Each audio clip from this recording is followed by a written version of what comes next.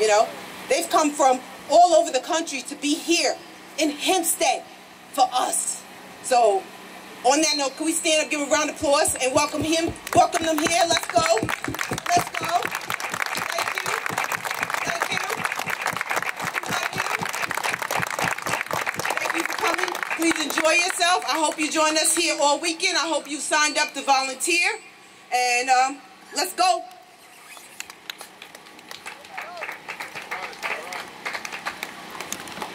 I go by the name of Brother Jamel Milton, representing the Lighthouse. Peace, family. Peace, family. Shout out to all the Lighthouse members. Put your nines up. I see you. I see you. You know, I'm just exhilarated to be here, and I feel privileged to be here in this day and age and see the day when you can find people from all walks of life, such as myself and everyone on this panel and everyone seated here. Everybody sees that there is something that we share in common collectively. We don't know what it is. We try to put names on it and it only separates us more. There's something that we all have that we share. In Kemet, in Africa, we called it the Ka. It's like the mind of the eternal being, whatever that being is. There's something that we all share that we feel the need to be connected at some point in time with one another for a common cause. For many years, what we call the Tom Whore, the deceiver, has made us believe that we are so different that we ought to separate ourselves from one another.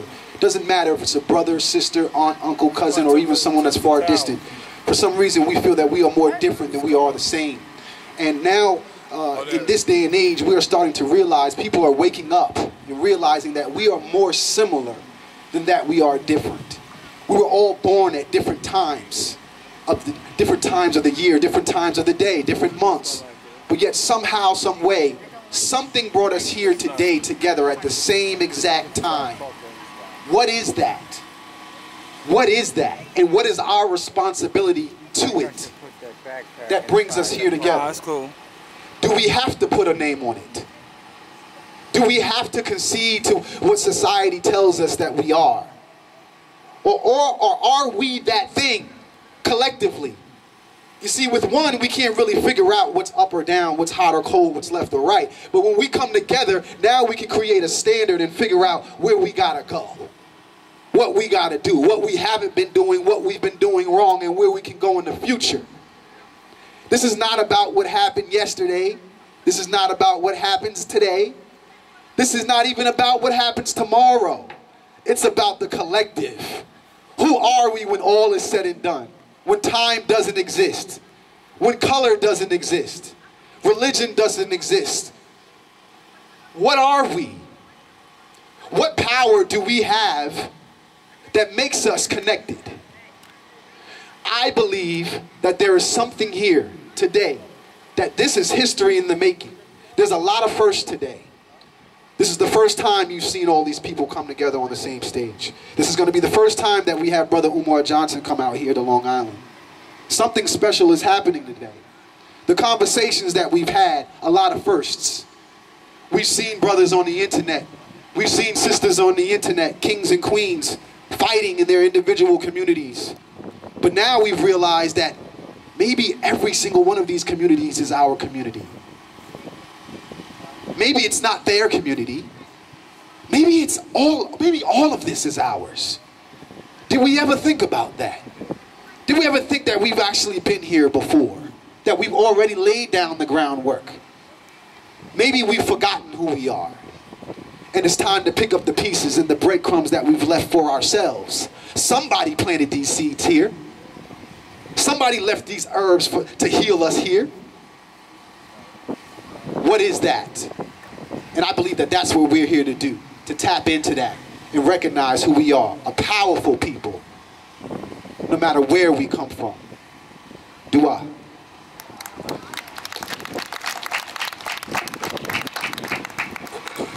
Peace to the family.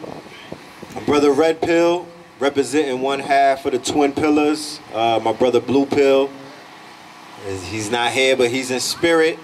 We represent a brand called Know the Ledge. I've been active for over a decade in New York City, to be exact. I am from Brooklyn, but I hold court in Harlem. I've been out there for more than 10 years on 125th Street, raising up the vibrations, right? Brother Hafiz, you know what I mean? Yeah, you know, and I'm here to say this. You know, first and foremost, salute to all of the kings and queens, the gods and goddesses, all of these shining lights that are not only here on this panel with us, but also the brothers and sisters who have showed up, because you are going to be embossed, you are going to be infused with seeds, and those seeds are going to grow, and life is going to water those seeds. But the brothers already started planting those seeds, and as we continue to speak today, we will continue to spit seeds out and, you know, share gems and whatnot. But one of the things that I've noticed over the decade in Harlem is this: we are growing at an exponential rate, okay? This movement called, you know, brother said don't give it a name, but they call it consciousness. This movement is waking up babies. I'm having conversations with 5-year-olds who get it. They're coming up with ideas and thoughts that I can't even conceive. I'm speaking to elderly, older people in their 80s and whatnot who are just waking up, and they get it. So from the babies all the way down to our great-great-grandparents, something is happening that is waking them up, okay? I have a saying that your network is your net worth. We have to begin to look amongst ourselves as the answer. We are the ones who we are looking for. You are not going to find the answers outside of self. We do not have to worry about if 5 of us show up or if 500 of us show up. Those 5 that showed up, those 5 have 5 solutions amongst them, okay? And even more. So we need to start focusing on the ones who are woke up. I don't want to sound like I'm not paying attention to the ones who are not awakened, but we need to spend time with the ones who are already here. You talk about wake-up call, well, goddamn it, it's a lot of people that done woke up, and they need to be catered to. It's almost like if we were in college and everybody comes to class to learn the professor what the professor's going to teach, and then he leaves you in the class and goes into the hallway to try to talk to the people that's walking in the hallway. No! Speak to your class. Focus on those who have showed up and they're like, yo, talk to me. So we want to thank everybody who's brave enough. Because to be conscious in 2019, to be awake in 2019 as a melanated person is the most honorable thing that you could do on this planet. That's a fact. Okay? We used to think it was twerking, but it's not. This is where it's at. Your ancestors are proud of you. The babies, the ones, the future who hasn't even arrived, will arrive safely because of you. The ones, the masters who made transition, the Dr. Benz, the Dr. Sabies, the Dr. Francis Cress Wilsons, the pantheon of gods and goddesses who are watching over us, they are proud of you. They live within you. They walk with you. Put them on your altar, light a candle, put some water up there and talk to them. They are with you. So all I'm saying is, it's a beautiful time to be melanated and awake. You know what I'm talking about? We some beautiful people. I see the glass half full. I don't know what, no, you know, it's great where I'm at. The more you wake up, the more carnage you're going to see. So don't be afraid of it. The more you wake up, the more you're going to see zombies. So don't be afraid of that. Because you were once a zombie yourself. So live by example. Continue to be great. Continue to shine your light. And understand that your network is your net worth. Everybody around you got the answers. All right? Peace.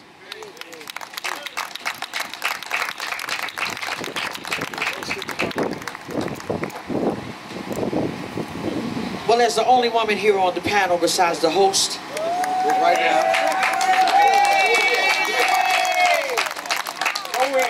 Go in. Talk about it. I would like to show the example that there is submission to black men and there is strength in that submission. So I concede to go last as the men serve you first.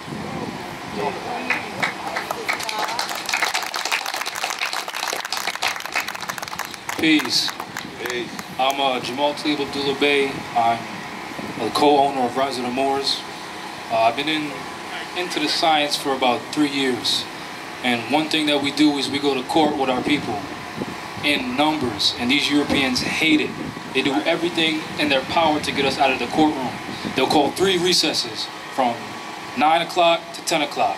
They'll raise the AC up to get us out of the courtroom because what they don't want is our people having this information to wake them up and get these people off of our backs. Right. Now, I brought with me several cases that we've gotten dismissed with no attorney, no European attorney, no court fees.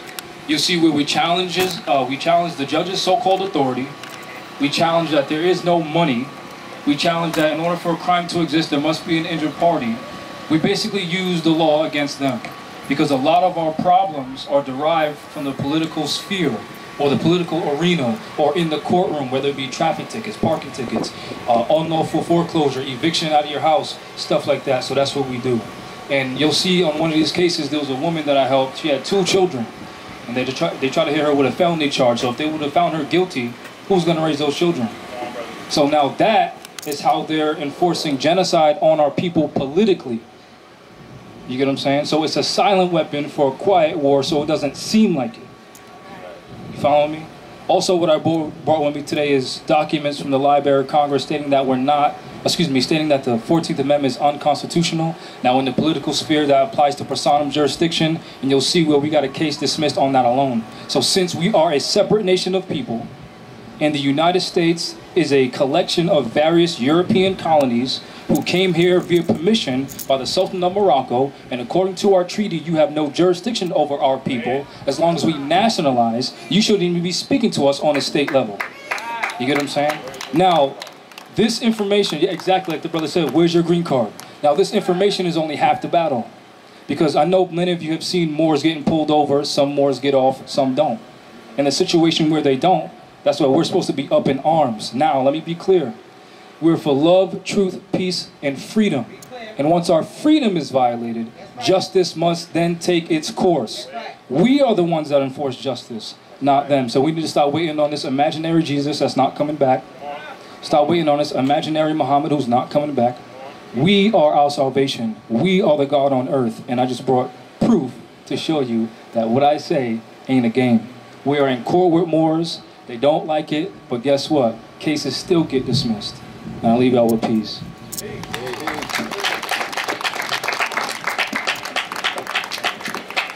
What's happening, family? It's Pop Darby. Y'all good? I just want to talk to y'all one time. I'm a conversation connoisseur, not really a lecturer. But I'm a activist, so what they call me because of my civic engagement and my proof that I've put out. I'm a solutionary thinker, I'm a guide, I'm a mechanical engineer, so a lot of times I think like a STEM student, solutionary, mathematical, scientific, actual practical value that we can use, and that's what I push to the culture. I want us to be able to utilize the information and harness the natural energy that's out here. So one of my main focuses is that everybody thinks it's math, science, and physics and whatnot, but it's actually the psychological evaluations that we have on ourselves. So most people live on the planet. We're supposed to live within the planet, knowing that everything that we experience is a part of us. Once we do that, then everybody becomes interconnected because everything you look at is yourself, from the trees to the people. That's where that self-love comes in at. And now we have the type of acumen where we can look at technology and see how it plays a role in our society. It's basically our oxygen. But we're at a threshold where technology is our oxygen. We don't really see it, but we use it most of the day. In the future, which you can clearly see is happening, I don't know if anybody's seen a movie like Demolition Man, but technology will be the fuel. So people either have to get behind it or get out of the way and be part of that program, and you'll be the person that has to utilize other people's technology. So what I'm saying is, if we have each other, we have everything we need, because the numbers are what's important. Everybody is looking at like maybe somebody that's rich to be able to make a difference. But if we have 1,000 people living within a circle in one area, there's no need for poverty to exist at all. Poverty alleviation is about working together and have cooperative economics so everybody can have an actual chance at freedom. There's a scenario everybody likes to say, man, if I was living in 18s, I wouldn't be a slave. But you living in 2019, and what are you? You dig that? So now that we have the opportunity to be able to free ourselves as people of culture, as people in America that are already grouped together, already living in the same geographic range, now we have to be able to figure out how to work together and utilize technology to do so. So the conversations we have today can not only be used for now, we can literally create a group chat and everybody here right now can be in it tomorrow. And we can utilize it and say, hey, let's all put up $20 a month. Now we have access to bring our family in and create as much capital as we want to be able to make our ideas tools that we can use to actually have a guide to freedom. And I created an app called Unity is Wealth. And that's what I do through Unity as well. Shout out to the members. But it's 24-hour support, no matter what you need, no matter where you are, no matter how you think. We have somebody that's willing to support you and somebody that needs the information that's in your head so that you can pass it out to them because it can change their life. So if we want to actually change our reality, then we have to actually begin to think about what operational unity is. Not just where you and I tie, but where you and I tie and we can make a difference about something. And I've changed my life with it. I'm speaking from the perspective of the streets, from what I've come from to what I've been able to do with technology. And that's where I'm at with it. So, boom.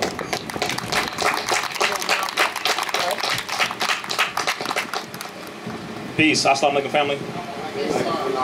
My name is Brother Reza Islam. I am a student of the Honorable Minister Louis Farrakhan in the Nation of Islam under the Western Regional Student Minister by the name of Minister Abdul Malik Saeed Muhammad. Some of you may know him as Minister Tony Muhammad. So I bring you greetings all the way from the West Coast, Compton, LA, Watts.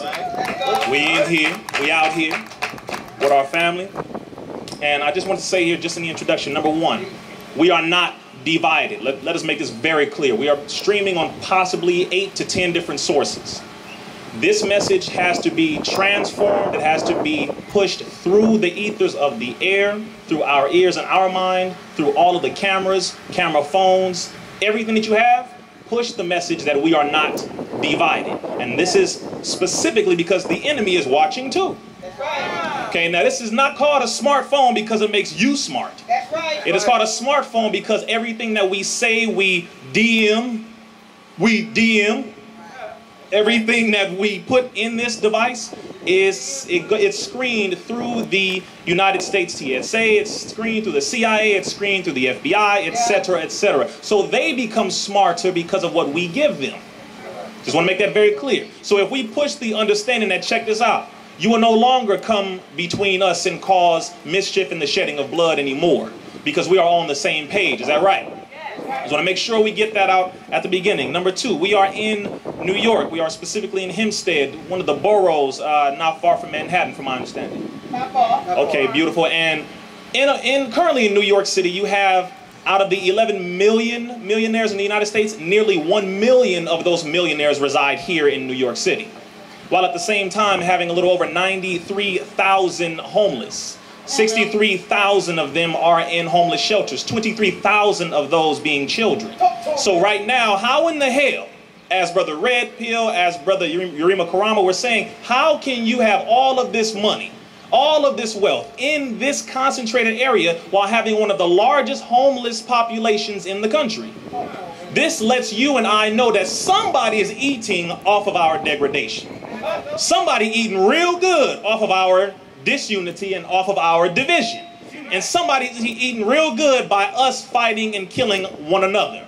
So also when it comes to the gangs, as you see, blue and red is on my neck, next to my jugular vein. Because in the West Coast, we have ended in multiple areas, regardless to what you may have heard or seen from some of these people on YouTube or the news media, etc. There are truces being called all across the West Coast. Bloods and Crips are coming together. We have met with over 60 hoods in the last 3 weeks.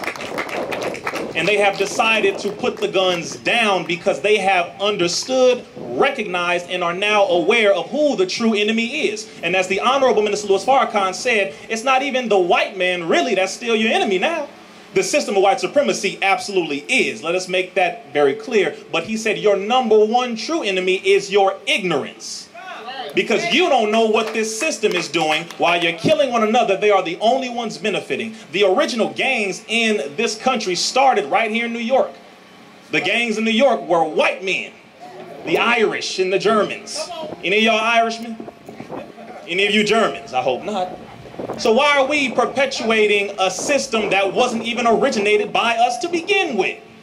This banging over a color is not something that came from us. The Crips started with Community Resistance in Progress. It was an organization, a group created in 1969 to fight against the racist police officers because we knew who the enemy was back then, but we didn't know or don't know now. But now we are starting to come back to the understanding. So I push the facts only, as my teacher and our leader continues to teach us to do, which is to hurl the truth at this enemy's mind.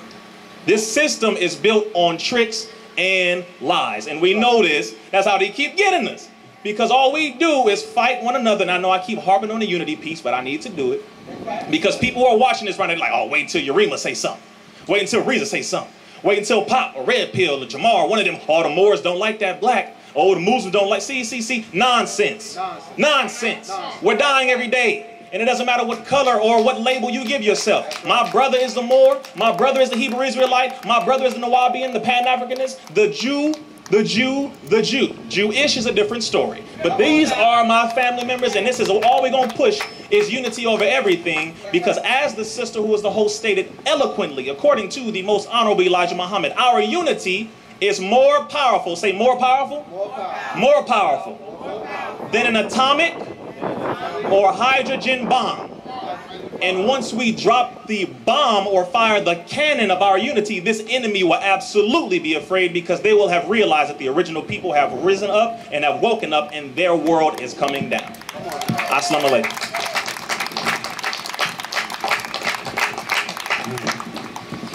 Assalamu alaikum, family. I'm Brother Ben X, proud to be the youngest one. I know I look 15, but youngest one on the panel. I would like for you all to first give yourselves a round of applause for even being here. You know, you have those who attend the meetings, you have those who attend the mosque, you have those who attend the church, and then you have those who attend Bedside Baptist. We get a loud round of applause for them as well. But I'm just Brother Ben X, man. I'm a young brother who was born actually in prison. My mother was on crack and she was in prison, so I was born there. The first time I saw my biological father was when he was in his casket. I recall seeing my biological mother one time when I was about 5 years old. It could have been multiple, but I remember seeing her at 5 years old. The mother that I call Mama now, what I learned is to produce something great, you have to sacrifice, because I recall her not buying anything for herself. I recall her using the words, I'm busting my ass so that you can have all that you want and need, and she's willing to sacrifice herself. So I learned that from the woman, and I believe that to become a man, we have to start respecting our women again. That's how I actually came into the Nation of Islam. There was a brother named Brother Malik Muhammad who was in our leadership, and he spoke about the role of the male and the female. And he talked about how the man is the provider and the protector. Many people, when they talk about slavery, when you recall it, you know, they separated the man, then they separated the woman, you know, and then that allows them to teach the babies. Well, I think the same thing is happening today. The man goes off to work, and then he forces the woman to go out to work so she can get 50% of the rent. Well, at that point, you have stripped her from some of her femininity. Now she's 50% of the man in that household, because now you're making her the provider. Then we talk about the so-called Edomite. Then we talk about the white man. Then we talk about the beast. But we send our children to the same man that we always complain about. So I believe we should begin to, as men, to be at the forefront. I believe we as men should be able to start taking over our environment so we can raise our children up in the right environment. It's hard for a woman to raise a child when she has to deal with somebody else at work. Now she's coming home and she's putting that same energy and that thought process into the child. So I think we as men must begin to create the environment for the woman, and that's what I learned, and that's what attracted me to the Nation of Islam when the brother came and spoke in my school about that role of the male and the female. He talked about how the men always want the woman to be submissive, as the sister had talked about, which is good. That's great, but what are we submissive to? Because we not just the boss of the house because we got balls and we can create something. I mean, a dog can do that. A dog can procreate. So he taught us that the truth is the boss in that house. So if you say something wrong and she says something right, then it's on us now to submit. So we have to work together as, you know, as a unit in that aspect. So me, I'm a brother who has built up a platform. Praise be to Allah of truth. You know, knowledge, wisdom, and understanding. I've been in the Nation of Islam going on 4 years now. And it is because of the minister, the Honorable Minister Louis Farrakhan, that I am here. It is because of the Honorable Minister Louis Farrakhan that I now have self-love. In fact, he said, if I took a picture of this whole room, y'all can answer me. Who's the first person you're going to look for? Yourself. The first person you're going to look for is yourself. So the reason that I now have knowledge of self, the reason that I'm now interested in y'all is because I now see myself in the picture. He said the reason some of our youth not interested in the school, we're not interested in business, we're not interested in some of these things that can make us successful is because we don't see ourselves in the picture. We're seeing Albert Einstein. We're not hearing about Noble Drew Ali. We're not hearing about Marcus Garvey. We're not hearing about the Honorable Elijah Muhammad. We're not hearing about all the great individuals who's done things greater than what we are striving to do. So if you think about it, everybody wants to be a mentor, and those are good things, but we can't only be mentors, we must also be a model. We get mad at the rappers, we get mad at all these individuals that are children. We get mad at the children and who they're following, but it's because they can't follow us. The Honorable Elijah Muhammad said you never have to condemn a dirty glass. Just put a clean one next to it. And all we got to do is be a great example, and I believe our youth will start to do that. So I believe when I made a Twitter post one time, it was a powerful little download that I got. I said more of our young people would do what we say to. More of our young people would do what we say do if we did what we say do. Because a lot of times in our community, you hear growing up, do as I say, not as I do. Not our generation. We the Y generation. We gonna ask you, if you telling me why I'm not to smoke and you smoking, I'm gonna say, well, why you smoking then? If you telling me that I need to have a business, I'm gonna ask you why you ain't got a business then. Because in our community, we always saying what we need to do. We need to have a restaurant. We need to have a school. Well, damn, I'm a part of the we. If I have a school now, we do got a school. If I got a restaurant now, we do got a restaurant. And we always want to point out a leader, point out this church, point out that church. That man got 2 arms, 2 legs, and a mouth just like you got a mouth. Put in the work that he put in so you can grow that following and show him how to do it. So instead of always talking about what this group not doing or what that group not doing, you be an example and then show us the blueprint. That's what I'm here for. Assalamu alaikum. Y'all give a hand to these beautiful black men up here. I don't know. All right, so let's start it right here. You might know me as Nene. This is my hood right here. I'm from Hempstead. I grew up over here. We on Terrace Avenue, but I lived here when they called it the El Dorado. You alright? Yeah. I'm from here, from here. I'm from here. You understand? So, and I've been all over the country doing what I do. I have over 25 years of community activism work. You might know me as Latasha Ned, where I got bills signed into law, and I was a lobbyist for the Black Caucus of Atlanta. You might know me as I Am Prinsep Met, when I was making videos against police brutality and being arrested live on camera and being drugged out of my home. You might know me as Born Understanding if you from the Heights, when I was a 5% and I used to mac niggas in the neck if you didn't know today's math. You might know me that way. You might know me as what I am now, as I stand before you, which is Tazara Path Yahawada, under commanding General Yohana of the Israelite School of Universal and Practical Knowledge, ISUPK, founded in 1969 in Harlem, New York. That's what I stand in front of you today as. And I stand in front of you today as a representation of good black men. And you might say, how? You're a woman, right? I was raised by a black man, single parent, all by himself. Never smoked a day in his life, never drank a day in his life. I never woke up and saw a woman creeping out of my house at 3 in the morning. He showed me how to shoot, he showed me how to run, he showed me how to ball, he showed me how to talk, he taught me game. He was there for me at every bad situation I ever made. He was there for me at every loss I've ever had. He's never turned his back on me. I'm a product of good black men.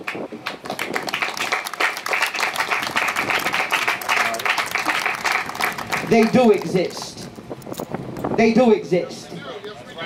And I stand before you today as a black woman saying that all of these different cosmologies and ideologies that are here at this table today, and we stand here in unity, and I stand here as a black woman to say it's time to allow our men to be men again. It's time to put the coffin, the black bitch, that bad bitch, it's time to put her in the coffin. It's time to be proud about when you do how to keep a good house. My great-grandmother was proud for somebody to be able to say, you know what, Naomi, you can go in Naomi's house and eat off her floor.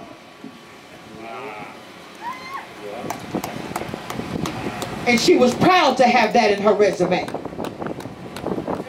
She was proud to have that in her resume. So I stand before you today saying if we want to talk about unity, we have to talk about our black women and toxic black women behavior and what we're producing and what we're not correcting. A black woman is the only thing on the planet that can be corrected. Am I wrong? Stop playing. I know y'all may want... Wait a minute. I know y'all may want light work today, but you're not going to get light work today. Do you know what we've been through to get this to happen? They tried to stop us to have this event at every single turn. No, you can't have this place. No, you can't have that place. No, you can't have that. The village came against us every way they can. So I can't hold my tongue anymore. I can't hold my peace. It's time for us to recognize that we have everybody working against us in our own neighborhoods. Elected officials. Elected. Somebody talk about elected officials in our own village working against the people that live here, that reside here. They work for us. And we out here working for them. So as a black woman, I say to you today, I know we're capable of respecting our black men because we respect that boss that ain't black. We have no problem with calling him yes, sir. We have no problem with smiling at him and saying yes, sir, when we're having a bad day. And we haven't slept. Or we haven't ate. We have no problem with submitting then. But when you talk to black women about submitting to black men, then we get a whole lot of neck action, don't we? We get a whole lot of But I ain't never seen not one black neck shaking at that boss. It's time for us to learn that we can respect our black men again and still keep our power. You're not going to lose your power because you're submissive to your man. You're not going to be weak because you're submissive to a black man. That's not going to break you. There's a difference between what we have accepted as feminism, which is a part of the destruction of the black family. White feminists never take away the head of their household as the man. Black feminists, we can't even have a man in the house. Think about that. Come on, sis. Think about it. Listen. Come on now. Black feminists, we can't even have a man in the house.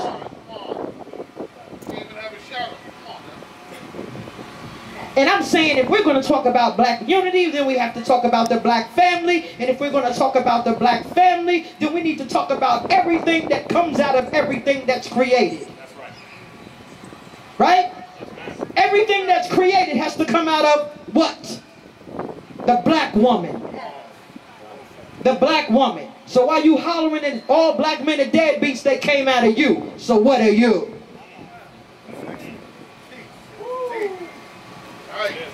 All black men are not deadbeats today. Good black men do exist.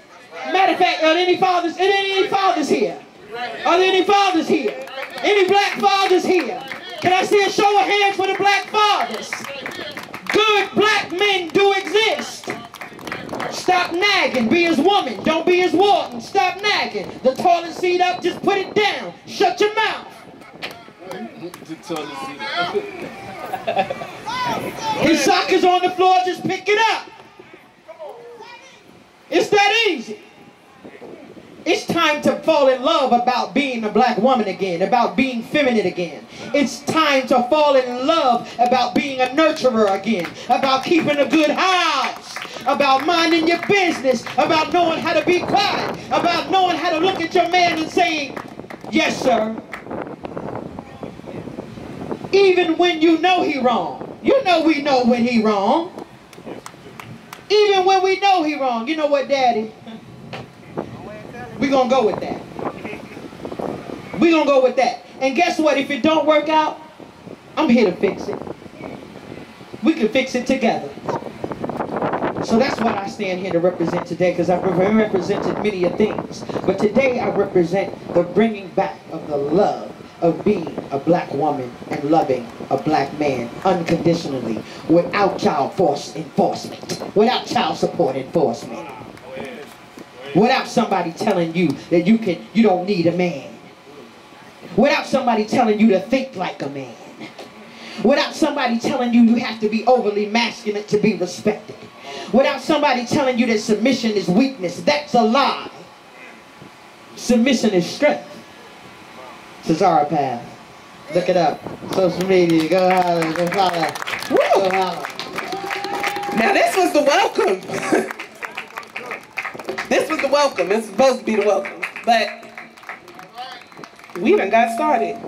So, being that we have got started, I will just pose some questions and I will ask you at will what you feel is your thoughts or your theories. One of the things when I was listening to Dr. Minister Abdul Hafiz Muhammad, I say that correctly?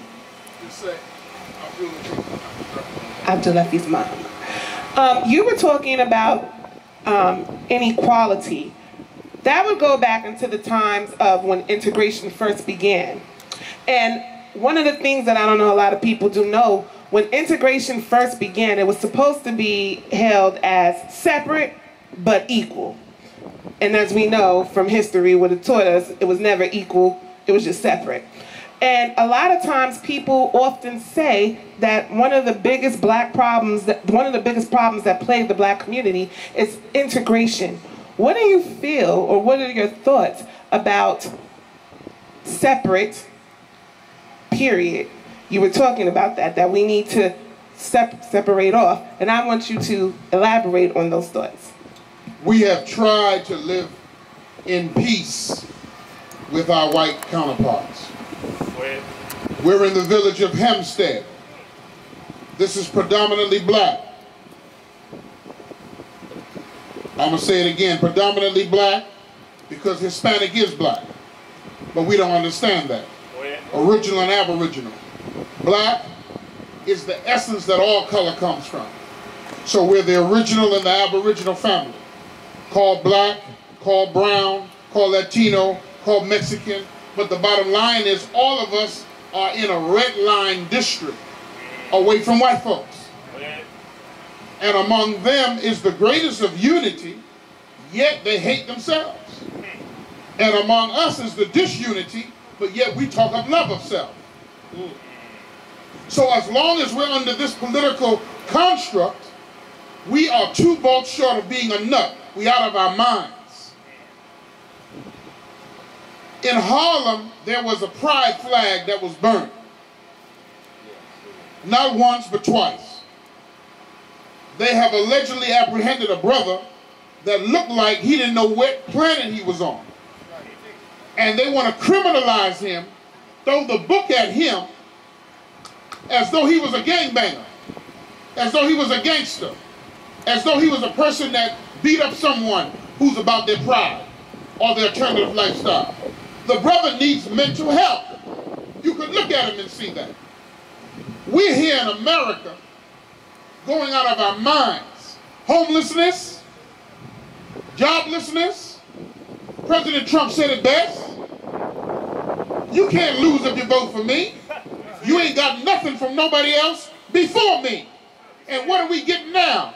But lies. Lies from the West Coast. Lies from the East Coast. Lies from down in the middle of the country. lies from Biden, everybody lying to get the black vote. But guess what they're doing? They're telling us how bad off we are, that we need a Marshall Plan. We need home ownership. No, what you need to do is what President Obama should have done. Slash the mortgages in half instead of giving all of the money to the bankers. But the Honorable Elijah Muhammad told us about the 10%, the bloodsuckers of the poor, who teach the poor lies that the almighty true and living God is a spook and cannot be seen with the physical eye. That's why the 5% had to come out here today in Hempstead, who do not believe in the teachings of the 10%. So we need to be separated. But until that happens, and God is doing that today, through rain, hail, snow, earthquake, tornadoes. You got 90-degree weather in Anchorage, Alaska, and Minister Farrakhan been telling us, watch the weather. God is clearing it out for us, even if we don't want to wake up to it, to make an area for us that we can go free, my sister. And I close. Under segregation, we were freer than we were under integration. And under segregation, we sat down, my sister, as a black family, and we had dinner together. Under integration, one person is in the den, another person is in the living room, and somebody else is upstairs, and we hardly ever come together today unless we do it under threat. So yes, we offer separation as a solution, but we're not separatists. But we cannot continue to live under this political construct that is destroying our young people, men, women, and children. And I thank the Queen for what she said about male and female relationships among black men and women. We got to come back to functional relationships with God, the man, the woman, and the child. If God is at the head of man, man is at the head of woman, woman is at the head of children, what they at the head of? Dust mops, chores, and responsibilities. But the woman don't lose her power. That's right. Because she's the second self of God. You come from God himself, not his rib. Come on. So, my dear sister, we got to unite under the best of terms amongst ourselves and stop going with the lies from everyone else.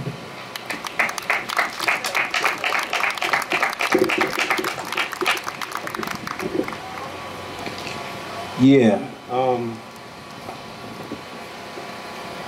Do the Chinese, are they having a campaign in Chinatown about integrating with the same European who tried to come to China and destroy him during the European wars? I mean, during the Opium Wars? Are the Koreans in Koreatown having conversations about the benefits of integrating with the European, who they have a lot of wicked names for in their native tongue? No, they're not. And the reason why they're not having that is because anybody who is domiciling in the corporation known as America who left their lands, most of the times these lands are being quote-unquote exploited by Christian, Roman Catholic, Europeans who are underneath the papal bulls of the Pope. There's a doctrine called the doctrine of discovery, and they utilize that doctrine of discovery. It's a collection of papal bulls that was signed in 1493, in which the Pope of Rome gave European nation states and clans and tribes and things of that nature the permission to conquer in the name of Caesar Bourgeois, aka their Jesus Christ. Because we're not talking about the Christ. We're not talking about the Christos. We're not talking about the Coptic Christ. We're not talking about the Ethiopian Christ. We're talking about Caesar Bourgeois. And they went and they conquered and they committed genocide and they committed all kind of atrocities in that name. They brought homosexuality. They brought child sex trafficking, human trafficking, organ trafficking. All of these things are attached to the European's culture. He has no culture. The culture that he represents is the culture that's afflicting the planet. So why would any of us want to integrate into that burning house? When we integrated in the 60s, when they had blood on their hands, did they have a moment for atonement? Did the European take a shower and wash the blood off of their hands before we sent our children into their schools and our mamas from breastfeeding their babies into corporate America to be a part of their workforce? Because they benefited off of that and we did not. So like the brother said, we live in red line districts now. We live under siege. We don't have Chinatowns. We don't have Koreatowns. We got ghettos and hoods, right? That are targeted. They have geo-targeted. The supermarkets are geo-targeted to give us poison food. Meaning that when they have slaughterhouses, they know by zip code where they're sending the poisonous meat. Where they're sending the grade D and the grade, they got meat that's purple in Piggly Wiggly's in Atlanta. Who the hell is eating purple meat? Do you know our conditions are directly tied into our diets? They're killing us, like the brother said, quiet weapons for silent war. So this is a war. I am not going to sleep comfortably around the people who are at war with me. And what I'm saying is, because these people are underneath the doctrine of discovery, because these people are following their Pope, nothing that any of us say, all of the please hold hands with us and we're not equal biologically. You know what I'm saying? They got beef with the sun and we don't. They got beef with nature and we are nature. We don't got beef with nature. We can get butt naked and lay in the sun right now and get stronger. They get butt naked and lay in the sun and they're toast.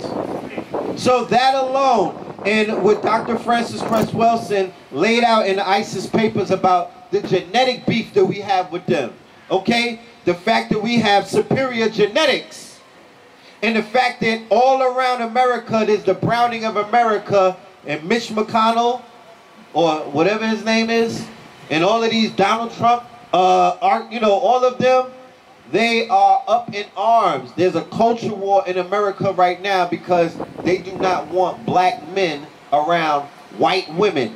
You understand? They don't want our culture. They got their little children hypnotized by hip-hop. They don't like that. So we are the power.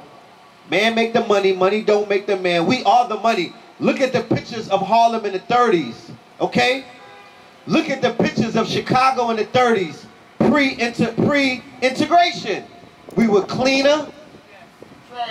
We were shining. We were more united. The concept of family was not, you didn't have to teach it to us. We were respectful. We respected our elders. Right? We protected our children. And then they came with the drugs. And then they took over our industries. And then they integrated us, and now look at us.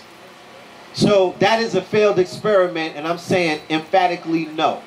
We need to be amongst ourselves in our village where we can heal. Thank you. We will hear from Brother Jamal Bey, and then from Brother Rizzo. So this principle of separation in jurisprudence or civics is called diversity. That's what it's called. Since we as a people are an entire separate nation of people than these Europeans, their laws, customs, rules, religion, and policies don't apply to us. That in law is called diversity. You can get cases dismissed in court because of that. Since we are a separate nation of people, they can't hold us to the same standard as them. When do you see gorillas and elephants in the same community? When do you see ants and termites in the same community? You don't. So in politics, with the principles of nationhood, again, that principle is called diversity. And according to the Constitution, these people aren't even supposed to be speaking to us until we speak to them first. You understand what I'm saying? Go ahead, brother. Everything that I've said is magnificent and on point. Let me just dovetail and add to it if you don't mind. Little China, little Armenia, little Cambodia, little this, little that. We have probably 45 littles in LA alone, but not one little Africa, okay? Not one little Alikibulan, not one little black town, whatever name would fit certain groups of people, but we do have something called Lamert Park, which they are now gentrifying. Lamert Park is possibly one of the only areas that you could say is black this, black that, black empowerment, original people. But the taxes have gone up, the rent has gone up possibly 3 times, and they are moving us out heavily because they are now bringing in gates. Now white people walking their dogs. Oh, that's not, it doesn't happen out here? So, okay, here's the joke on the West Coast. When white folks start walking dogs, you know it's a wrap, it's done. Okay, they already moved. You get, okay, we get it on the right side. Okay, brothers with me, thank you. So the point is, 1, you have to come together, pool your resources so that you can do something for yourself. The money that we have separately will not work, but if we bring it together collectively, it will work. There are areas and there are properties that are open in most of these towns, most of these boroughs. Find one that you like, look at it, get the property information on it, bring 10 to 15, this is how the Chinese do it. When I spoke to one of them, I said, how did you acquire that space in the middle of Compton? They said, 10 of my brothers. We came together and put $1,000 together a piece. We put a down payment on that building. And now we own it and we drop $1,000 every month. And they moved into the building behind it as their housing facility. This is going on right now. And I'm giving us steps so we can understand it's not that far-fetched, it's not crazy, it's not, oh, you need 100 billion. No, you don't. The majority of people that are currently the millionaires did not come from here. The Jewish individuals were in ghettos. That is where it came from. Now, we are in the ghettos. We had the gold and we were adorned. We had the riches and everything. Now, they have that. We have switched places with them. So the point is now we have to come back to where we were originally, and under separation, here's another thing that people might want to understand. I just named a few areas: Little Cambodia, Little China, Little Armenia, Little Ethiopia. We have those, but the Ethiopians don't consider themselves, you know, Negro, black folks in LA, right? But we're still family. The point is, nobody complains about all of them having their own. They are separate, meaning they have their own commerce, they have their own businesses, their own schools, they have their own transportation, they have their own virtually everything. But they can do business with someone else on the outside. So they are a nation within a nation. So what we are saying is, we don't want to just sit there and say, all white folks, go over there and we can't do anything with you. No, no, no. We can draw up a contract perfectly, properly, and also have an army to protect what it is that we now have.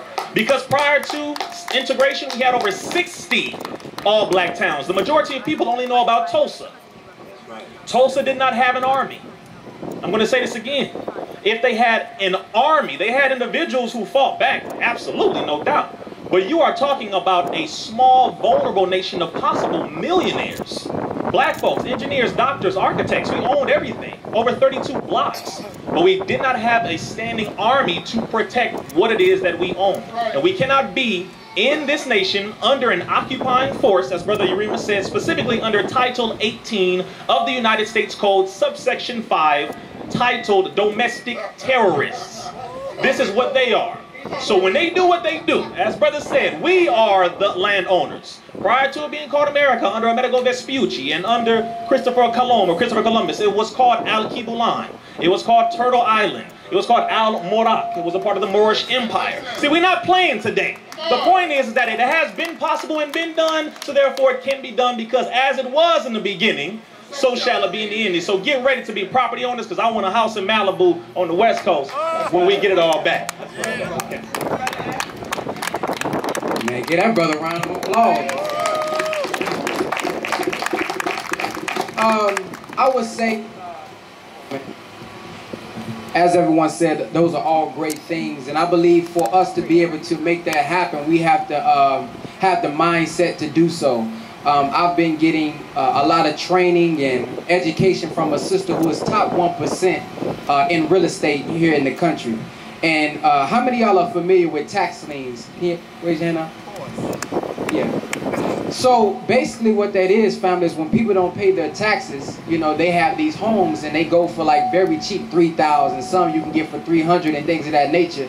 I went to my first one on Tuesday. I saw there wasn't many of us in there, for number one. I asked her why. She said due to the lack of knowledge, don't know about it. And then there was a bunch of Mexicans in there. They was bidding at the age of 15, 16. Their people are letting them bid on these houses.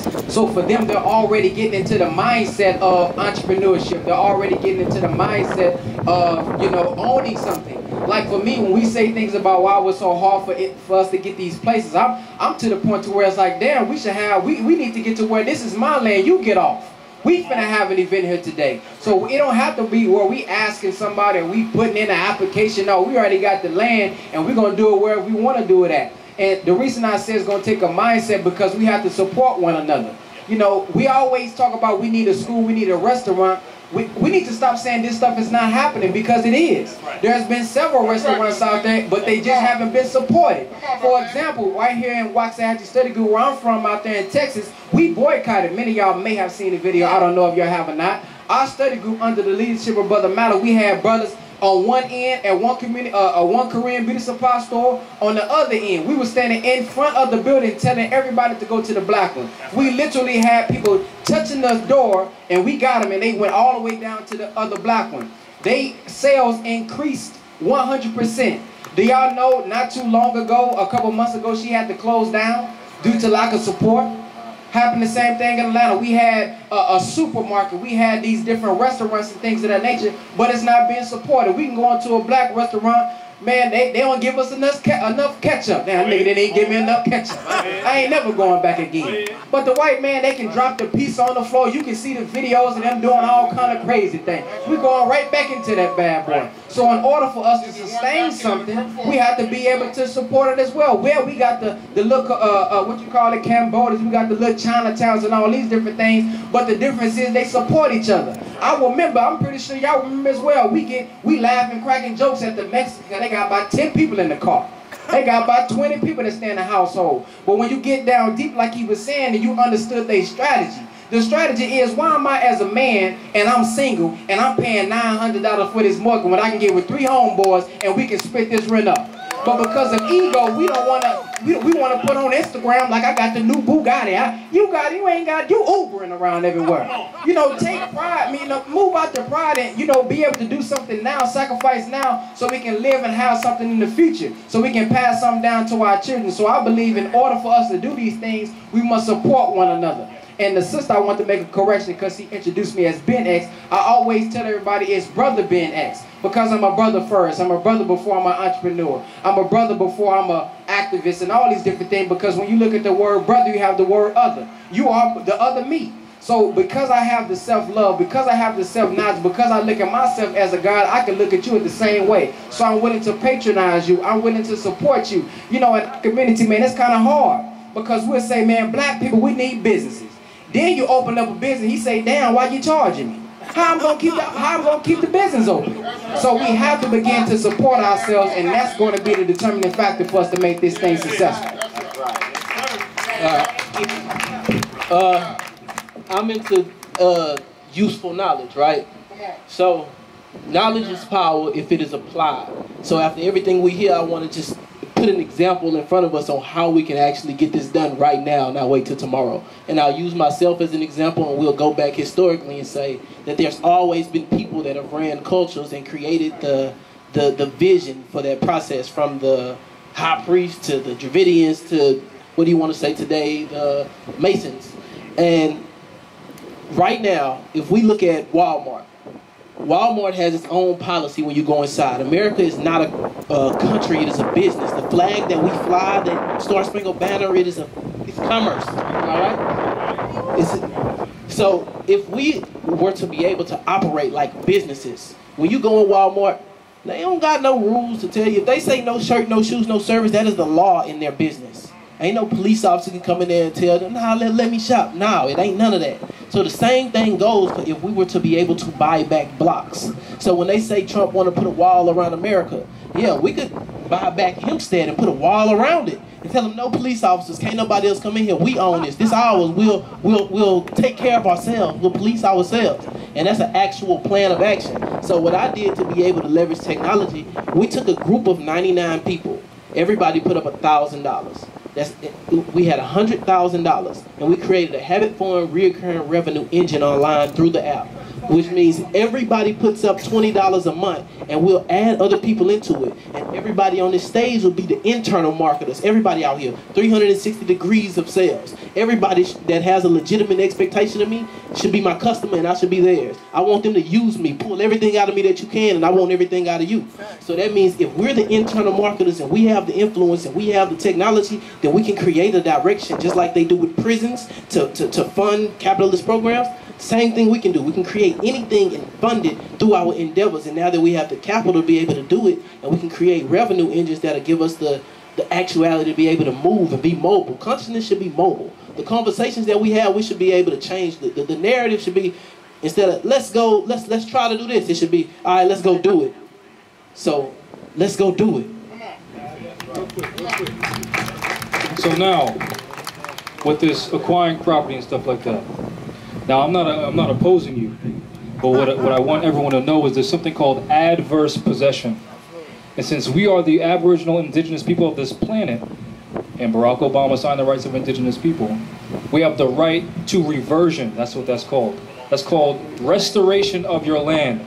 Meaning, instead of buying something back, instead of saying, European, give me my stuff back, you do an adverse possession. You say, oh, that's my land.